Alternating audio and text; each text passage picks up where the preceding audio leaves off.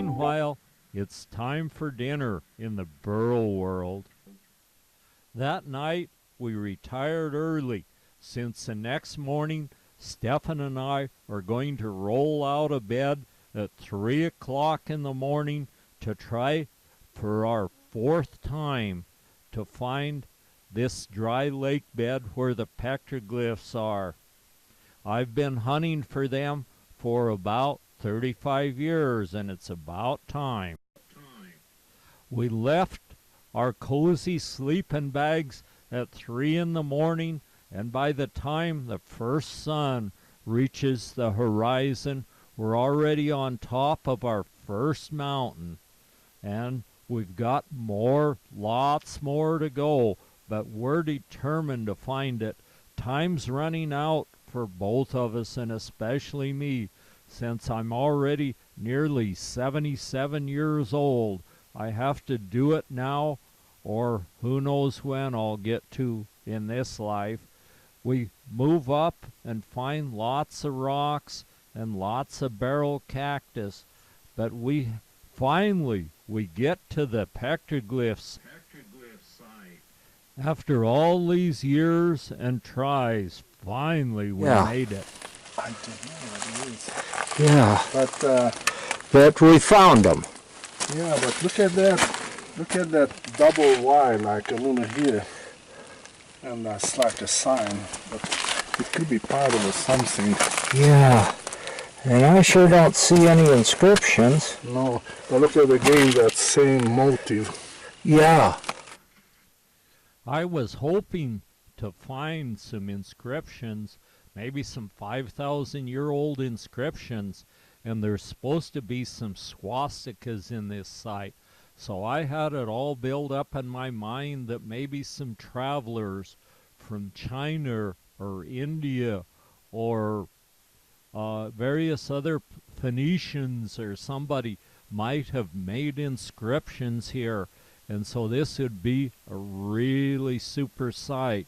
But all we find are a few pictures of bow and arrows and then a hunter with an atlatl, which may date back about 5,000 years ago when they used these.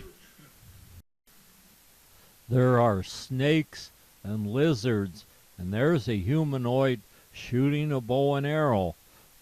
That may not be terribly old, but the atlatl ones are. That was the hunting tool used before the bow and arrow was developed. Many of these were sun worshippers. And then others, we can't make out anything but just plain design.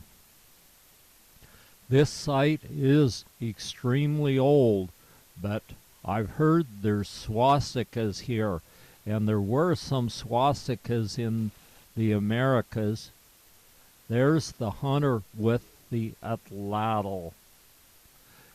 But we haven't been able to find any of the swastikas, and I'm beginning to seriously doubt that they had them any place in this valley.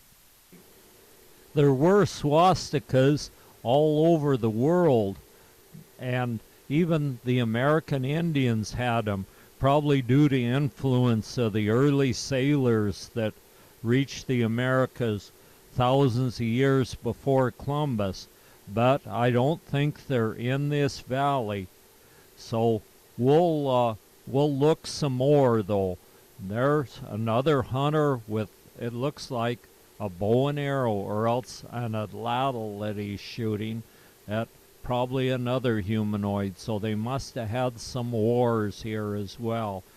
And with the lack of inscriptions or anything, I'm really beginning to doubt that there were any very extremely early contacts with any other country in this valley. Probably it was too hot, too dry, and too forbidding for anyone to wander in here, although it would have been a great spot to spend the winter and hunt mountain sheep and rabbit and whatever else they could find, dig roots and things like around the Salt Lake.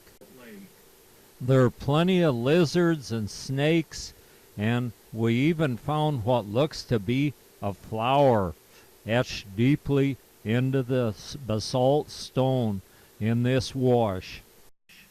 Then Stefan spotted it. It's most definitely a swastika.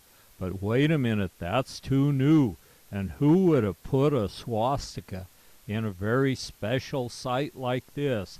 This would be nothing but the worst kind of vandalism. And then we started thinking, who's been here that might have done that? Turn them around. After seeing the swastikas, what a relief to finally found it, although it was a disappointment to see that they actually were a result of vandalism. But we go on to find the dry lake bed or playa.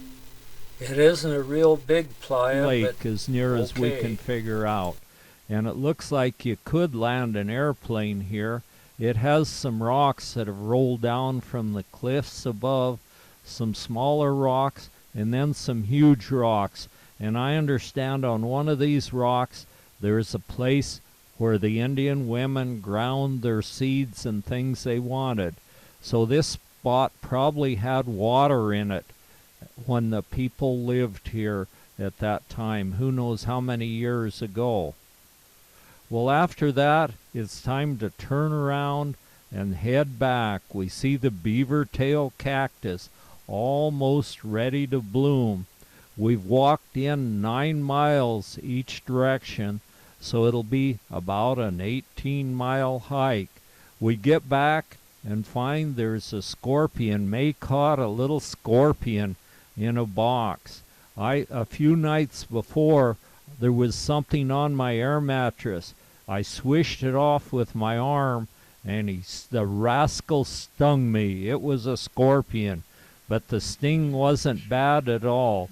It was just like a very mild bee sting. But this looks like a real nice big scorpion.